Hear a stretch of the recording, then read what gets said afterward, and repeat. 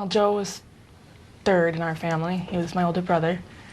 I knew him as funny, artistic, cool kind of guy. He was the least socially awkward of all of us. It was kind of impressive. He had no problem going out talking to people. He was probably the first one to come home with really good friends or whatever. He just never had a hard time getting along with anybody. It probably was because of his sense of humor. He was very, very sarcastic and irreverent most of the time. He had a way of making the mood lighter, even when he was sick, so that we could forget that he was sick and it would be normal because he was always telling jokes.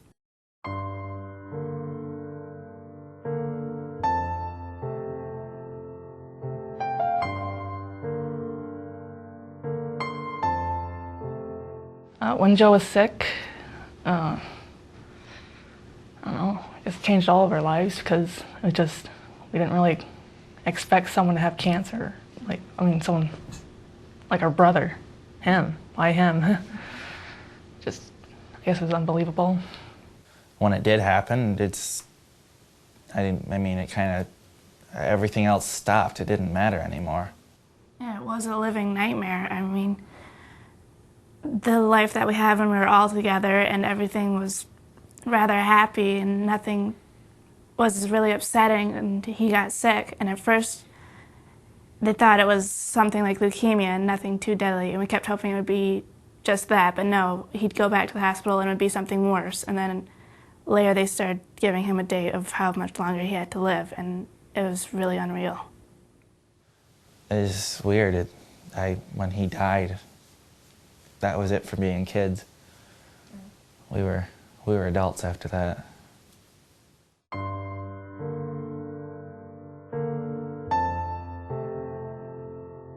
I remember that Christmas was pretty hard because Joe had presents, and unlike a normal Christmas morning where we'd come down really early and just tear into those presents, our mom and dad, I remember they were crying and they had a pile of Joe's presents in front of them because he wasn't going to ever open them.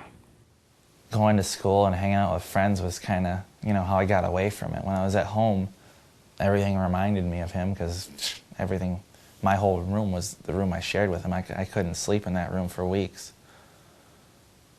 Anytime I'd feel upset about it, I'd go off by myself. Go down in the basement in the weight room, and nobody was ever down there, and that's where I'd sit and think about what happened and ponder all that stuff.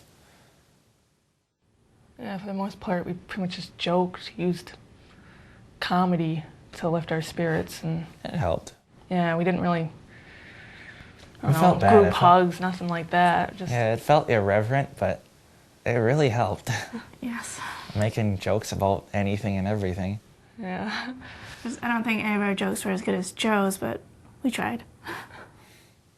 I had one incident actually this past semester in Ann Arbor where people were kind of mocking me for not being very tough, which I'm not the toughest cookie out there, but it got to me so much. I said, well, you know what?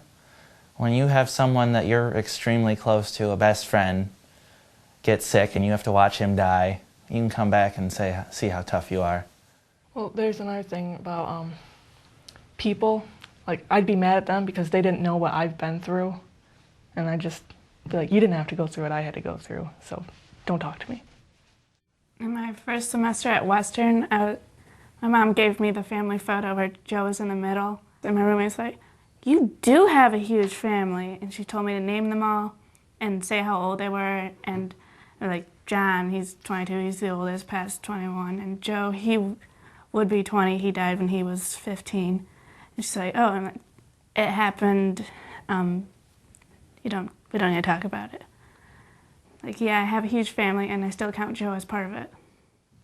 We can sit here and wallow in self-pity for a while, which I kind of did, oh, world is so bad, it's a tough place for me.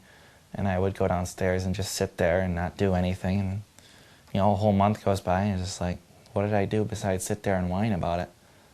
If you're not going to move on, you're not going to do anything, and you're just going to hold yourself back. So I mean, as tough as it seems, you gotta keep going.